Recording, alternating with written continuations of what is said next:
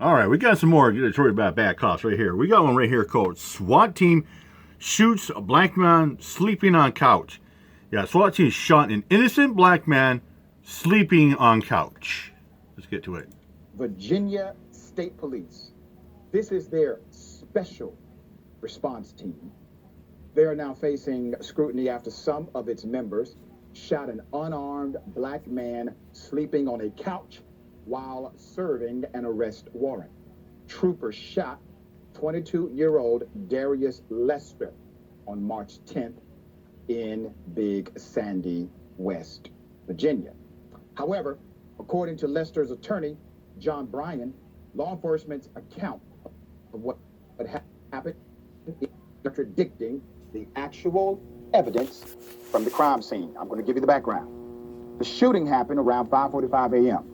This was at 1536 Loop 7 Highway. Lester was not the subject of the search warrant. And worse yet, the West Virginia State Police claimed in the police report that he attacked SRT members with a hammer. Upon entry, members were confronted by Darius Lester, 22 of Big Sandy, who was armed and attempted to attack the members with a hammer. Read the police report. Members engaged the suspect and shots were fired, stopping the threat. That's on the police report. According to WVVA News, the outlet immediately received an outpouring of messages alleging that Lester was sleeping when he was shot, and the police lied about him attacking them with a hammer. Photograph evidence of the bloody couch seems to confirm Lester was lying on the couch when he was shot. He was later then taken to Raleigh General Hospital for treatment of 2 gunshot wounds in the chest and then charged with a felony. That's bullshit. Again, charge him a felony. Of their warrant. Here is an exterior photo. The exterior photo where the shooting took place inside of the home Jeremy Lester, Darius's uncle, was staying. If you look at the house where they actually encountered him, they had to walk quite a ways from the door into the kitchen and take a right, sort of around a blind corner to where they encountered him, said Ryan. I don't have any doubt they surprised him on that couch. The photographs of the bloodstains show where the violence occurred, right on the bed/couch, which Darius had been sleeping. Let's put up these other pictures from the scene. This crime scene photo shows how far the front door is, right from where Lester was sleeping on the couch, which is on the left. It is around the corner from the door where the troopers entered, further shattering their accounts of the incident. There's more. Lester works as a coal truck driver. Just gotten off his shift before he fell asleep on his uncle's couch around 4 a.m. He has no criminal record, nor does his uncle, Jeremy Lester, for whom the search warrant was executed. The police were reportedly serving a search warrant alleging Jeremy Lester downloaded and was in possession of child pornography. That's a fabricated bullshit. Brian also implied the West Virginia State Police have corruption problems and noted on an ongoing investigation prompted by a whistleblower. Some of the allegations include the misuse of federal and state funds. I mean, you're going to tell me, you got 2 grown black men, no criminal record, not even speeding or moving violation, and all of a sudden they got a tip supposedly that the uncle's got child porn on his computer or whatnot? That's crazy. That's a fabrication bullshit. Absolute bullshit. Secret unauthorized personnel purchases and fraud. Brown also suggested that the nature of the search warrant would ensure nobody would care what happened during the search. Did you hear that? That the nature of the search warrant would ensure that no one would care what happened during the search. Yeah, no one would care. WVVA News contacted no one the West Virginia State Police, no one would have any fucks to give about that special response team to question if the unit was wearing body cameras. The man they spoke with would not give us his name and said he did not know if SRT wears body cameras. Lester is scheduled to appear in court March 30 felony charges. His mother, Holly Klein, said that she wants justice for her son. We're going to follow this story very closely. Oh yeah, I'm following this one too. Very closely. Yeah. I think there's more to it I do too. than what is being expressed so far. Even though what we have is, You know, and this is one of the stories. You know, you begin to it, and we're oh yeah, we're gonna follow this one. We're just scratching the surface, and we are scratching the surface, like he said. Dr. Rashad said, there's more to this. There's always more.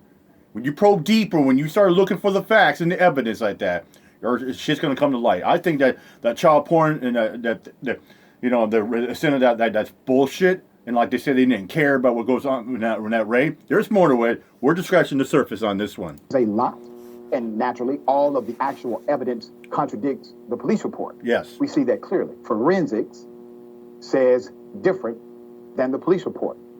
The man who is living now that could be dead says different than the police report. Yep.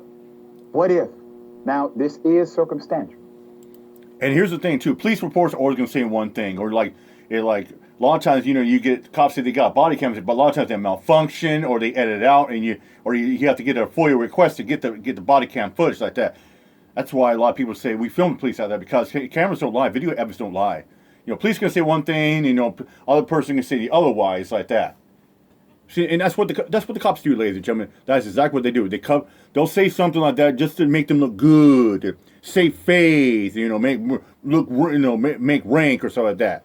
So that way they look like the good guys, and the people that are serving the warrants or harassing or arresting like that, they look like they're the bad guys. But we all know it's hypocrisy bullshit.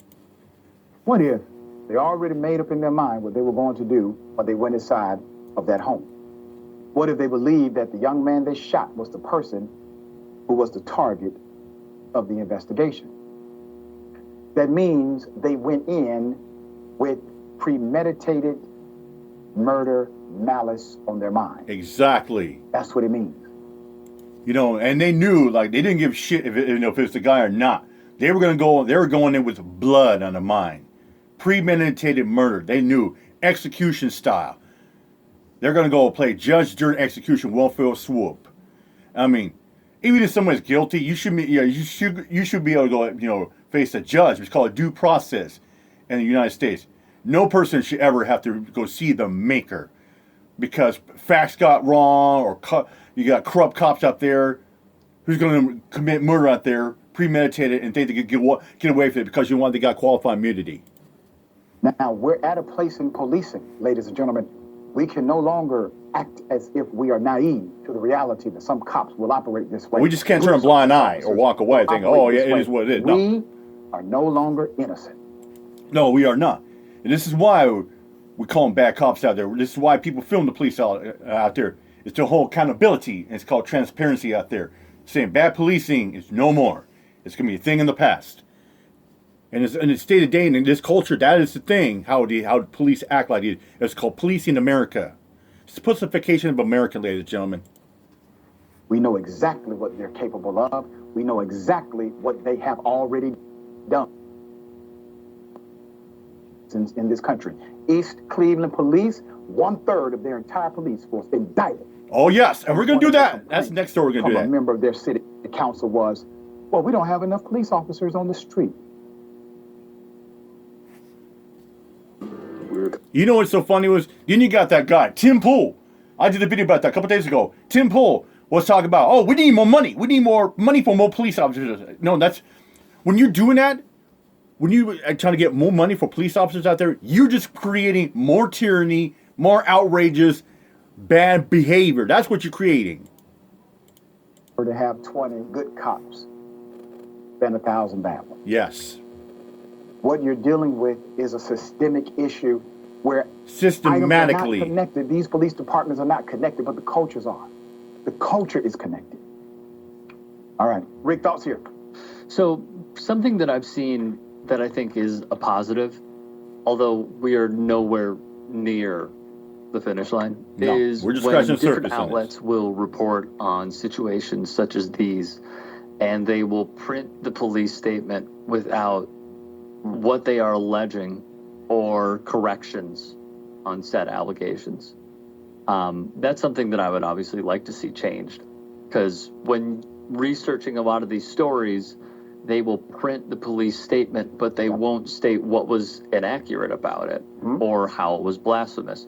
You can go to what was the biggest moment in the year of 2020 when it came to policing. It was George Floyd. What was the initial police statement? It had nothing to do with strangulation. That's right. And it had everything to do with blaming it on George Floyd.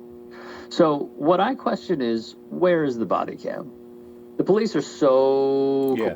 And what was the biggest highlight of what just a couple months ago of the Memphis, Tennessee police officers that 6 of them are facing charge of that? What was the biggest thing was Tyree Nichols. You would think cops were learned from George Floyd, Breonna Taylor, and recently Tyree Nichols, but they're not. So quick and steadfast to come out and say, no, we absolve ourselves because look at the video. And yet every time that there is a question, we don't get it. I think people are starting to become more and more aware of this, but I don't know how many more instances it's going to take. And what I will say is this. The Intercept had a report where they showed through their own journalism that a lot of these members of law enforcement and local precincts were affiliated with white supremacist organizations. Oh, yeah. There is a bias there. And I end with this. The one thing that needs to be eradicated is qualified immunity. Yes. And Bingo. You just said it right there, bro. 100% spot on. We need to eradicate. We need to abolish qualified immunity. Too many cops are getting away with senseless, heinous crimes out there, from rape to kidnapping to murder, and they're protected by the qualified immunity and the blue line shield. We need to abolish it, eradicate it, get rid of that fucking shit, so that way these cops or more cops are accountable for this like that. To say, hey, we're not messing around. Then the cops will think twice before they start eradicating bad behavior on innocent civilians and citizens. These officers and their police unions paying the settlements and not the taxpayers. Yes. Because then I believe you. Yeah, if you make them pay out of their own pension, their own pocket, and the police department funds, what's going to happen? Taxpayers should have to flip it. No way should be flipping the bill because of our dumb cops' mistake. See real change. Yeah, even if you simply have cops get their own malpractice insurance, you will see a massive change. Yep. If communities can simply start enforcing laws that cops have to enforce themselves, if a city council or a mayor has the wherewithal to hold them accountable. Yeah, like I said, we're just scratching the surface on this. We're gonna dig deep into this one. It's a good one. Stick around. We got more on this one coming up soon. Anyways, I'm out here. My y'all. Peace out.